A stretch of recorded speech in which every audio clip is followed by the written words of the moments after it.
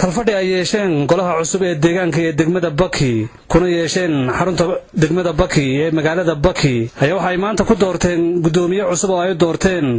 golaha deegaanka ee degmada Baki kaasi oo ay u doorteen Maxamed Axmed Caateye halka gudoomiye ku-xigeenkiisana ay u doorteen Tayyib Xasan Raagi kalfadhigaasi uu yeeshay golaha cusub ee deegaanka degmada Baki ee dhawaan la soo doortay ayaa waxa goobjoog ka ahaa doorashadiisaasi wasiirka shaqada iyo arrimaha bulshada ee Soomaaliland Maxamuud Axmed Barre Garaad iyo barasaabka gobolka Awdal Axmed Xaddi Sidci iyo mas'uuliyiin kale oo ka socota gobolka Awdal iyo degmada Baki goorayna waxa halkaasi lagu dhaariyay xubnaha golaha deegaanka ee degmada Baki oo ay tiradoodu dhan tahay 13 xubnood oo igu bilaahiya oo igu tallaahaya inaan ummadda iyo dalka iyo madaxda qaranka aan daacad u ahay oo daacad ugu shaqeynayo oo bilaahi tawfiiq daarta ka bacdi ayaa barasaabka gobolka Awdal waxa uu sheegay in ay doortaan gudoomiyaha iyo gudoomiye ku-xigeenka golaha deegaanka ee degmada Baki taasi oo shir gudoominayo xubinta ugu daaweyn oo ahaa gudoomiyihii hore ee golaha deegaanka degmada Baki Barre Jaamac Yuusuf oo isagu dib loo soo doortay xubin ka mid ah golaha deegaanka ee degmada Baki waxaana goluhu dhammaanba halkaasi gacanta ugu taageen markii uu isku soo taagay gudoomiyaha Maxamed Axmed Caateye taasi oo aanay jirin cid la tartantay halka gudoomiye ku-xigeenkiisana ay u doorteen Tayyib Xasan Raagi oo isagana aanay jirin cid isla soo sharaxday doorashada ka bacdi ayaa halkaasi hadal ka jeediyay gudoomiyaha cusub ee loo doortay golaha deegaanka ee degmada Baki Maxamed Axmed Caateye waxaana uu mahad ceshay xubnaha soo doortay iyo marti sharafta kale ee ka soo qayb gashay fadhiga golaha deegaanka ee degmada Baki wuxuuna ka codsaday in lagala shaqeeyo koortaga xaalufka baan ee lagu hayo degmada Baki waxaana ka mid ah hadaladiisii waxa kale uu mahadnaqayaa shacbigaygina doortay adduunka nagu bixiyay codka nagu siiyay ilaa maantana taageerada nala daba jooga waanu mahadnaqaynaa in badan baanu mahadnaqaynaa waxaan u sheegayaa geed kastoo joogan iyo tuulo kastoo joogan in lagu tagi doono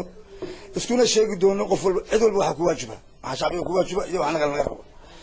intaas waa intaas madaxda qaranka iyo ta gobolka waxaan u sheegayaa inaan kula shaqayn doono kala dambeyn iyo istixgelin iyo haykalkii dawladnimo inaan kula shaqayn doono anagoo gobolka hoos tagna gobolka nagu xir doona qaranka intaas waa intaa degmadan oo meel banaan oo wixii hanti ay lahayd dawladda dhexe lagu wareejiyay beeraha oo kale meel banaan bay joogtay la dhaqaale male kaabayaal dhaqaale male hal meel banaan bay degmada taagan tahay haddana iyadoo caynkaas waxaan jecelahay inaan isbedel ku sameeyno intaana waan ballan qaadayna waxa kale jirta sida imika la sheegay degmada saacatul wasiir waxa ka jirta masiibo qaran baa ka jirta oo gurmad qaran u baahan waa dhuxul iyo dhul ooto rag meesha lacag looma soo doonto xildhibaanada mushaar inaan qaadin waa loogiyo kuwa horeba ku baqtay deegaanka laakiin dadka anagu waxaan u soo galnay anagoo barshaar dawladda huwan wax ka qabano waxaan si sheegay dhuxusha ugu badan ee Hargeysa Gabil iyo Boorama gasho waxa laga shaqeeyaa degmada barigeed degmada ay xuduud leedahay laga mashdo geedaha laga shaqeeyaa way ku yaalaan marka waxaan codsanaynaa gurmad bay u baahan tahay dawladda way u baahan tahay wasaaradda shaqada la baa jiro oo ka howlgelin degmada iyo gobolka midna wasaaradda horumarinta reer miyiga iyo deegaanka iyo tabeeraha marka waxaan codsanaynaa labada wasaaradda la howlgeliyo anagu arrimaha gudaha anagu matalana waan la shaqeynaa inta qaybteeda qaadanayna saakana waan sheegay wasiirka waxa weeyaan hatta dadka dhuxusha shida in loogu bedelo raashinka shaqada hadii la helo WFB ee furfurka loo yaqaan waxaan niyadeeda ku jira weey anaga inaan wadada soo maro hadii alla yiraahdo waxaan la shaqeyn doonaa qaranka gobolka saasan ballan qaadayna assalaamu calaykum waraxmatullaahi wabarakaatuh sidoo kale waxaan halkaasi ka hadlay gudoomiyihii hore degmada Baki Barre Jaamac Yuusuf oo isagu ku ambaliyay gudoomiyaha cusub ee loo doortay xilka golaha deegaanka ee degmada Baki ee isaga bedeli doona gudoomiyaha degmada ee hore waxaan ballan qaadayaa inay nila shaqeynayo waan dhaaranay laakiin idinkuna kulli waa la inoo geliyo waxba la inoo sheegay waxa la inaga rabaa anagoo qoladii waxaan ahayn inta badan meesha soo joogtay kulli inta badan meesha soo joogtay maantana waa inila joogay oo golihii baan ka mid ahay waxa kale oo halkaasi hadal ka jeediyay barasaabka gobolka Awdal Axmed Xaddi Sidci wuxuuna u sheegay golaha deegaanka ee degmada Baki iyo gudoonkooda ay doorteen inay u shaqeeyaan shacabkii soo doortay golaha deegaanka ee degmada Baki marka geel badan baad leedihiin xoolaad leedihiin beeraad leedihiin khudaartaanu ku cunno Booramo baaxa ka timaada ruqiyo degmooyinka iyo Baki bay ka timaada marka horta kulleey bakhalnimada iska dayahay hasii maaragtay laakiin waxaanu idinka ballan qaadaynaa inaan idinku garab gallo haddaan idinka aragno inaad samaynaysaan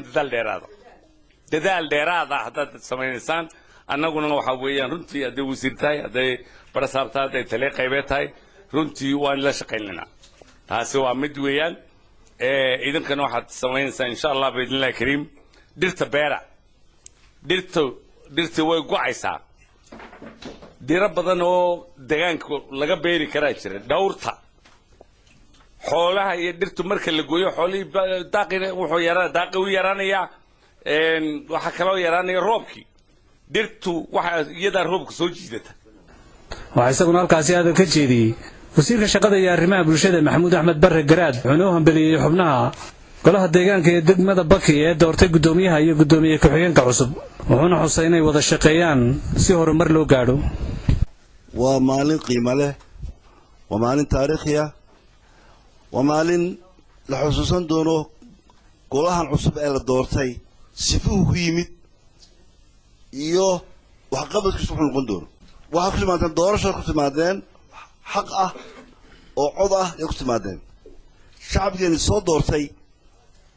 waxay inaga sugayaan waxqabad bay sugayaan waxqabadku wuxuu ka yimaadaa waxa curiya gudoomiyaha deegaanka mudanayaasha golahan yaa curiya dowladdu waxay inaga sugaysaa barnaamij bay inaga sugaysaa waxqabada maxaan qaban karnaa baad meesha timaada degmadu maxay qaban kartaa waxaa minka laga dhawaajiyey dhirta sidii loo badbaadin lahaa taalla sidaa u baahan sidaa u sheegay gudoomiyuhu inaad mashruuc ka dhigatiin dhirta badbaadadeeda sida waxa loo qaban karaa yaa wax ka qaban kara waxay u baahan tahay markaas inaad tala isweydiisiin ma bulis baad u baahan tihiin ma wacyigelin baad u baahan tihiin maxaa laga qaban karaa wey mashruucaas waa mashruuc ballaadhan deegaanku wuxuu u baahan yahay wax ka qabad golahan cusub ee deegaanka ee degmada Baki ayaa noqonaya golihii labaad ee uu yeeshay degmada Baki Haashim Sheekh Cumar Good Radio Barkulan